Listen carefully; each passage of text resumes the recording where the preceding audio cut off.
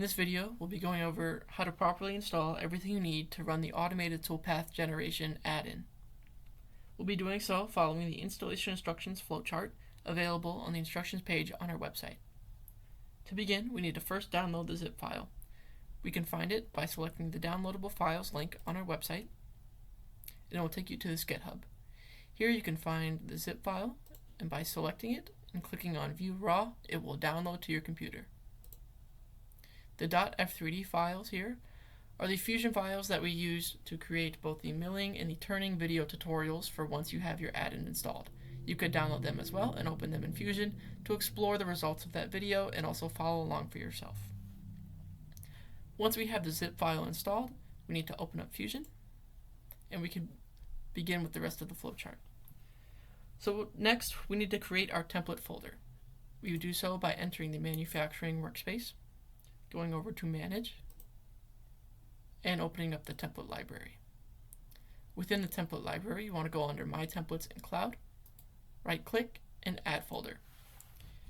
We need to call this folder Automation Templates, and it's important that we get that name exactly correct so that our add-in is able to find it when it comes time to call our templates. Next, we need to import the template files into this folder. So by having this folder open, we're going to go to Import, and then wherever you extracted your zip file to, you can find all of the template files here. So we're going to select all of them and open them into the folder. So now that they are here, all here, we have correctly installed them, and so we can close the template library. Next, we need to import our milling tools and turning tools. So once again, in the manufacturing workspace, under Manage, we're going to find the tool library, open that up, and then under Cloud, we're going to right-click and select Import Libraries. And once again, where we extracted our zip file, we can find both sets of tool files. Now we can do this both in one step by just selecting both and clicking Open. So now you can see we have both of our tools, or all of our tools, in the correct spot. So that's everything we needed to do in Fusion, and lastly, we need to manually install the add-in. Now this step is a little bit trickier, and to begin, we'll need to find in our folders, we need to find the correct folder path that we can find with the help of this Fusion post. Now this is linked on the instructions page on our website, so you can reference this yourself. So depending on whether you're on Windows or you're on Mac, they've outlined that the folder path you need to take to find the correct folder.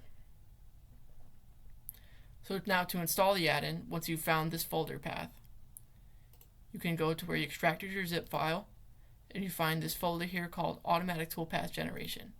We want to copy this folder and take it over to the folder that we found using the Fusion post. Now if you haven't created any add-ins yourself, this folder will be empty. Mine has stuff in it because I've been creating add-ins.